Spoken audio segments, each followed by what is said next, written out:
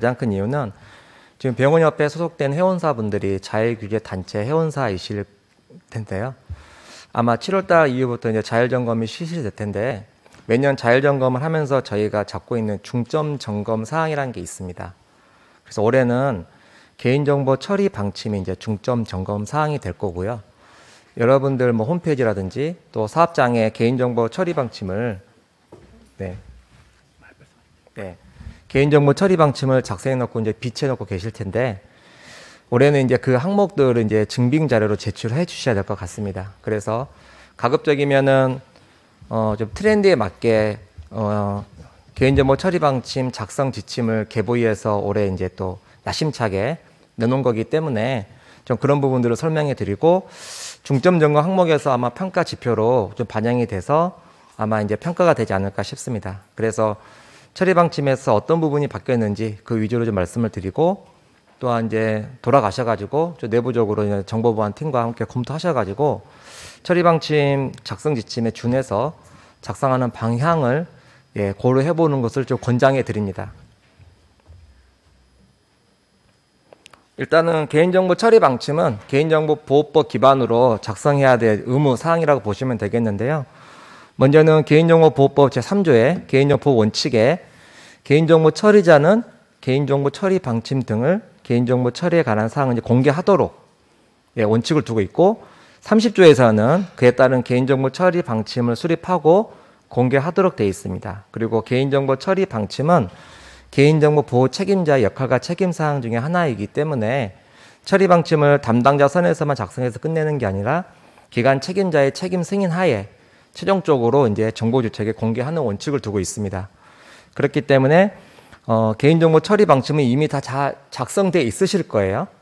저희가 이제 뭐 컨설팅 하거나 교육할 때 좀 살펴보면 잘 작성하신 우리 회원사분도 계신 반면 아직까지 처리 방침의 그 내용을 보면 약간 미진한 처리 방침도 있어서 아마 올해는 자율점검해서 여러분들이 다 뭐 잘했다라고 평가한다 하더라도 스스로는 아마 이제 중점 점검 사항은 또 외부 전문가분들이 또 평가도 하기 때문에 아마 이제 그 여러분들이 좀 더 처리 방침에 좀 더 신경을 써야 되는 부분이 되지 않을까 싶습니다. 그래서 30조에 기반된 개인정보 처리 방침은 여러분들이 수립하셔서 어쨌든 대부분의 이제 병원들은 홈페이지가 있으시기 때문에 홈페이지에 이제 보통 이제 우리 공개하고 계시는 걸로 알고 있습니다. 그래서 일반적으로 처리 방침을 왜 공개하느냐라는 취지에서 보면 개인정보 처리자 입장에서는 개인정보 처리의 투명성을 이제 제고하는 겁니다. 우리는 개인정보를 이렇게 투명하게 처리하고 있다라는 걸 이제 안내하는 거고요. 정보주체 입장에서는 나의 개인정보가 어떻게 처리하고 있는지에 대한 정확한 확인을 위한 목적이라고 생각하시면 되겠습니다. 일반적으로 환자분들이 병원에 이제 매번 내원하게 되면 나의 개인정보를 제공하는데 병원에 생각보다 나의 개인정보가 어떻게 처리되는지는 많이 모르십니다. 그렇기 때문에 정보주체의 권리보장 측면에서 개인정보 처리 방침은 이렇게 안내하도록 되어 있습니다. 그래서 그 원칙을 이제 서로 간에 잘 지켜서 준용해야 된다라고 이해하시면 되겠고요.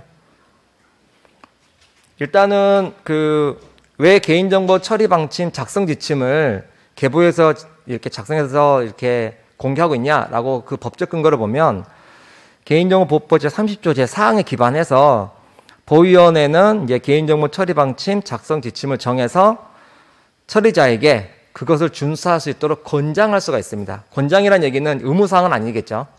단지 이제 이걸 지켜서 좀 더 정보주체가 알기 쉽도록 작성해주면 좋겠습니다라고 해서 올해 처음으로 이제 개인정보 처리 방침 작성 지침이 이제 공개됐다라고 보시면 되겠습니다. 물론 기존의 처리 방침을 그대로 유지하고 싶다라고 하는 경우는 기본적으로 개인정보보호법 제30조에 있는 조항의 필수 사항을 다 완벽하게 준수하셔서 공개만 한다 하더라도 법 위반은 되지는 않습니다. 단지 우리는 자율규제 단체 회원사이고 회원사에서 요구하는 자율점검표 기반에서는 올해 처리 방침에 이제 우리가 요구하는 수준은 작성 지침을 좀 따라서 하면 좋겠다라는 이제 좀 더 어떻게 보면 법적 의무사항은 아니지만 회원사의 요구사항이다라고 좀 보시면 좀 편하실 것 같습니다.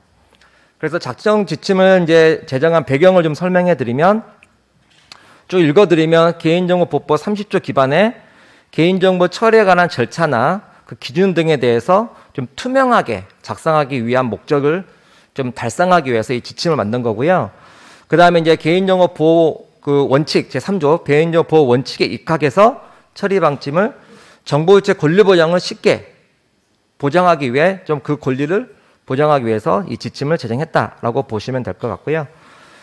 그 다음에 이제 기본적으로 개인정보 처리의 투명성을 높이고자, 투명성을 높인다는 얘기는 정보유체가 이 처리 방침을 읽어보면서 아 이렇게 처리가 있구나라고 좀 더 쉽게 접근하고 좀 알게 한 부분도 있습니다. 그래서 기본적으로 기존의 어떤 틀하가 좀 바뀐 틀이 좀 이제 생겼다라고 이해하시면 될 것 같습니다.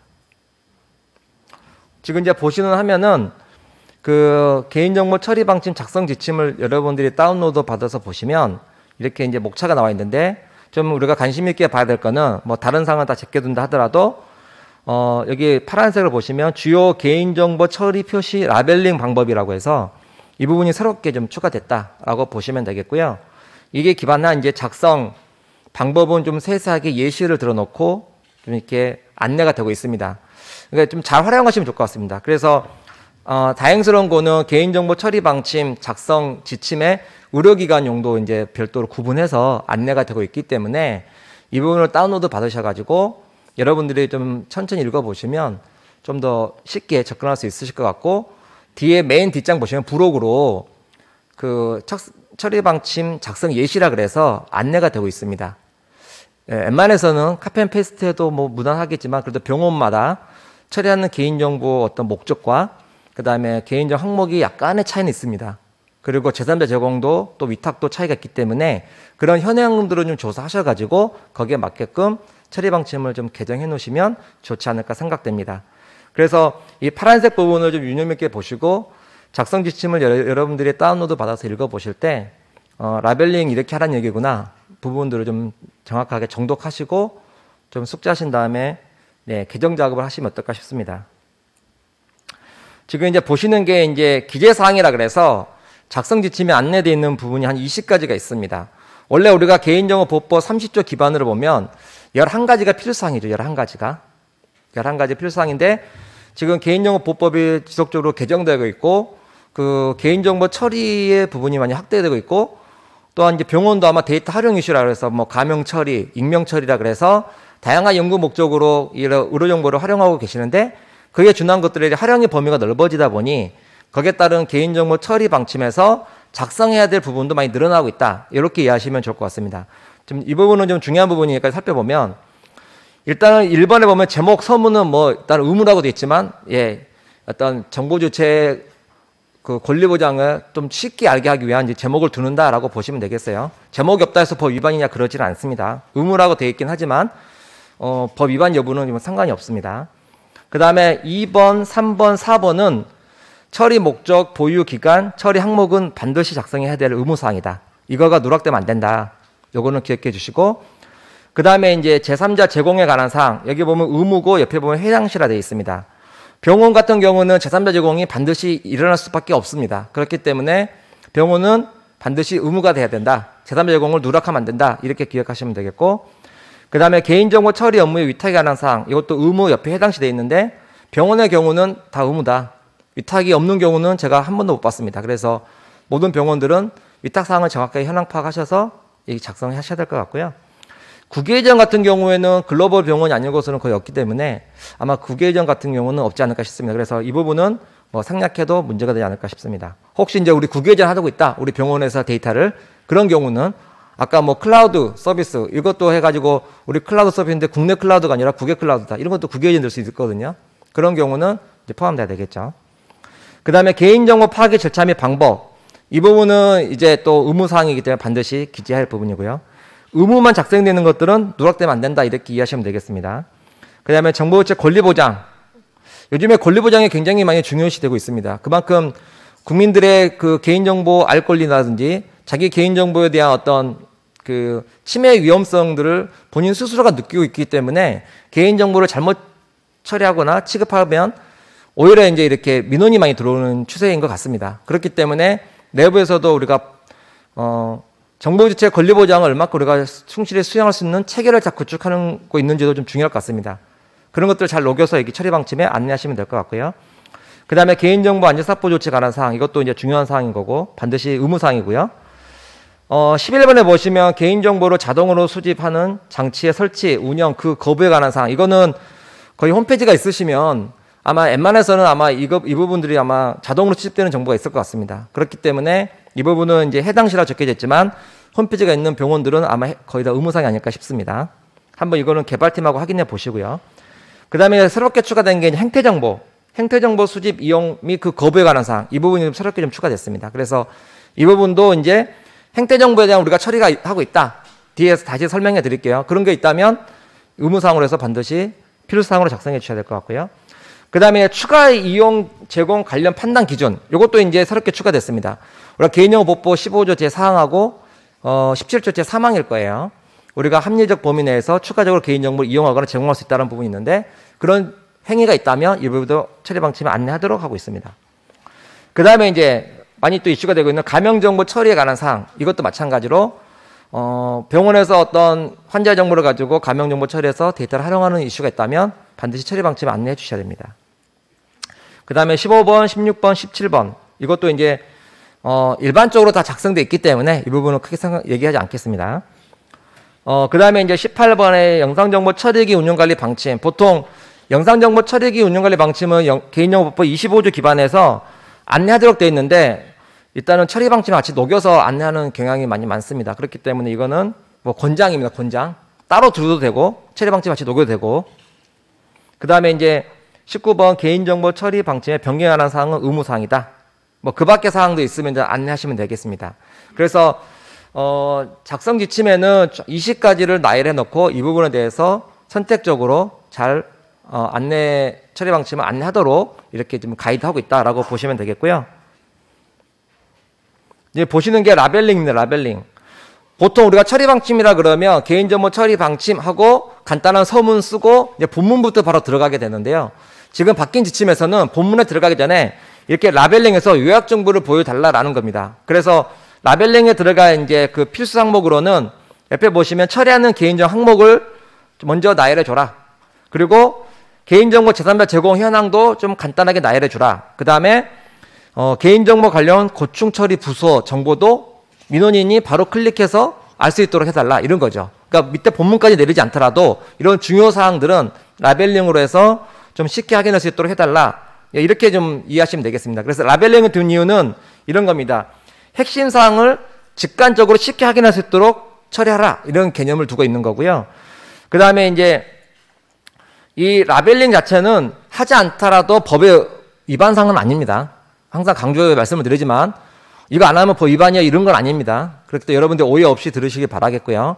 단지 제가 이렇게 말씀드린 이유는 다시 반복해서 말씀을 드리는 거지만 올해 자율점검을 할 때 중점점검 사항으로 체크포인트가 된다. 이렇게 이해하시면 되겠습니다.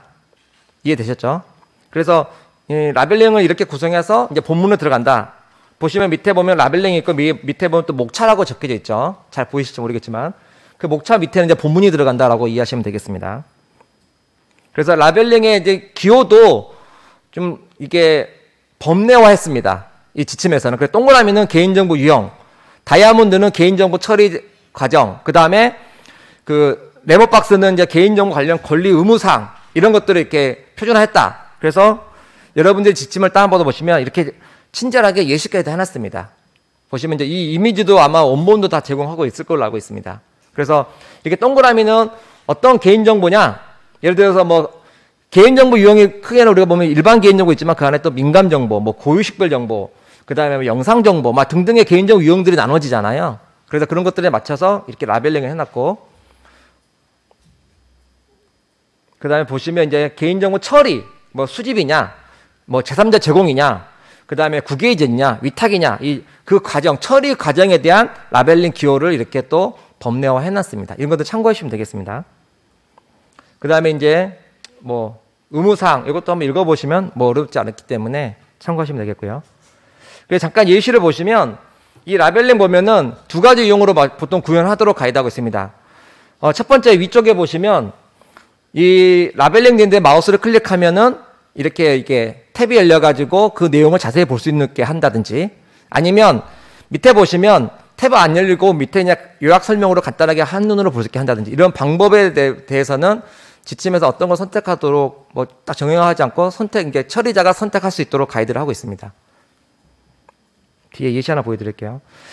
뭐 처리 방침에서 전반적인 얘기보다는 제가 여러분들에게 올해 이제 자율점검 할 때 좀 중점으로 볼 사항하고 좀 여러분들이 처리 방침 작성함에 있어서 좀 유의할 사항을 말씀을 드리면, 일단은 우리가 처리 방침에 보시면 개인정보 처리 목적, 처리의 보유 기간, 그 다음에 개인정보 항목, 이 세 가지는 한 문구입니다.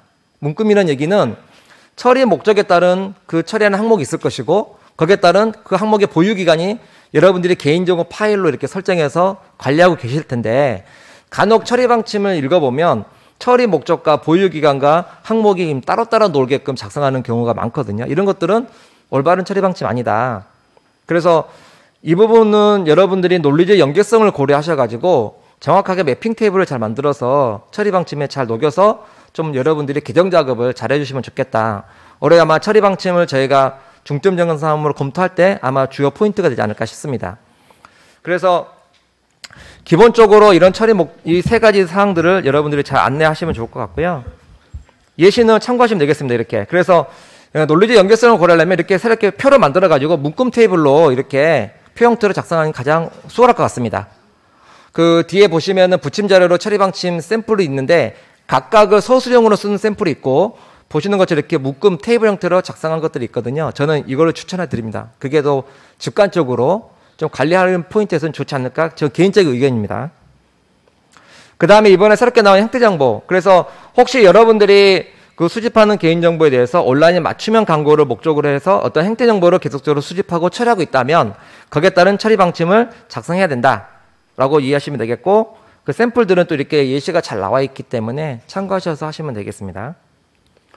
그 다음에 이제 마지막으로 이제 감염정보 처리. 나머지 사항들은 이미 다 이렇게 잘 하고 계실 거라고 믿고, 감염정보 처리 같은 경우도 생각외로 병원 쪽에서는 데이터 활용 이슈가 많고, 아직까지도 감염정보 처리에 대해서 뭐 대형 병원 같은 경우는 내부 전문 인력이 있기 때문에 잘하고 계시지만 중소형 병원 같은 경우는 아직까지도 그런데 애로사항이 있습니다. 그렇기 때문에 적어도 처리 방침만큼은 잘 공개하실 필요가 있고, 거기에 따른 여러 가지 이제 안전성 확보 조치에 준한 사항들은 감염정보 처리 가이드라인 활용하셔가지고 여러분들이 잘 숙지하시고 업무에 좀 잘 반영해 주시면 좋을 것 같습니다. 네, 참고하시면 되겠고요.